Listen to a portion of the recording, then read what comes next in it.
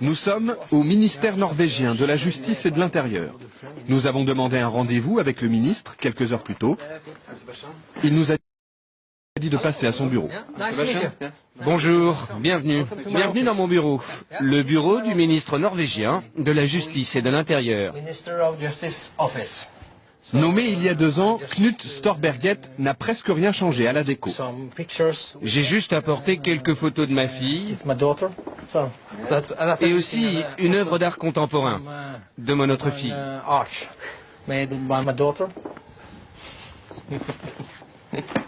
Et le reste du bureau est très simple. Vous trouvez? Oh, moi je trouve ça parfait. Ça vous suffit? Absolument. Je suis très fier de mon bureau. Parfois, le ministre finit sa journée un peu plus tôt que d'habitude. Et vous avez fini votre travail? Oui, j'arrête là. Et quelle heure est-il? Ne le dites pas au Premier ministre, mais il est 15h15. Il est temps d'aller chercher mes enfants à l'école et à la crèche. À 42 ans, Knut est l'un des ministres les plus importants du gouvernement. 20 000 fonctionnaires sous sa responsabilité. Allons-y. Pourtant, il s'en va seul, sans garde du corps. Un petit salut à la gardienne, en attendant sa voiture, ou plutôt l'une des voitures du gouvernement, car le ministre n'a pas de chauffeur attitré. Il partage les véhicules de fonction avec ses 19 collègues des autres ministères.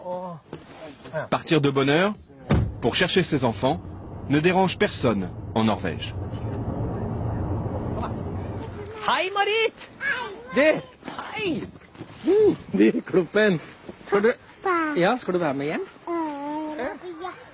Ja, ha det. La crèche et l'école de ses 2 filles sont à quelques pas de sa maison, dans un quartier résidentiel et tranquille d'Oslo. Comme Knut habitait déjà la capitale avant d'être nommé ministre, pas question pour lui d'avoir un appartement de fonction. Avec sa famille, il vit toujours dans cette petite maison mitoyenne.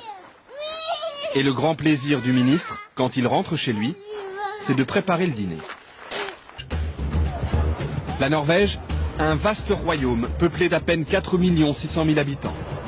Monarchie parlementaire où les citoyens tutoient leurs députés et leurs ministres. Un pays riche de son gaz et de son pétrole. Mais la Norvège, c'est aussi une culture de protestants rigoristes. On ne badine pas avec l'argent public. La transparence financière est un dogme, la corruption des élus, un péché capital. En Norvège, c'est l'inverse. Ils doivent tout avancer et ne sont remboursés que sur facture.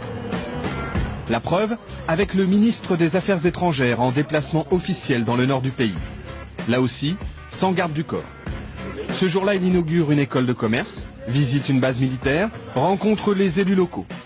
Et il déjeune comme tout le monde sur le pouce. Sandwich, café et gâteau sec. Cette fois-ci, ce sont ses hôtes qui l'invitent. Le ministre n'a rien à débourser. C'est lui qui paie le café. Mais d'habitude, il dispose d'un forfait très serré. 50 € pour 2 repas, 120 € la nuit d'hôtel. Il y a une limite pour chaque jour, hôtel, repas, couvert. Et si on dépasse cette somme, on doit le payer De votre poche. de son poche. Son assistant garde précieusement les reçus du taxi. Il sait qu'on va les lui réclamer. Pour l'embarquement du vol retour, le ministre fait la queue. Tout traitement de faveur serait mal vu. Il ne faut pas croire que parce qu'on est ministre, on est différent. Ça, c'est très dangereux. Hein. C'est faux et c'est dangereux.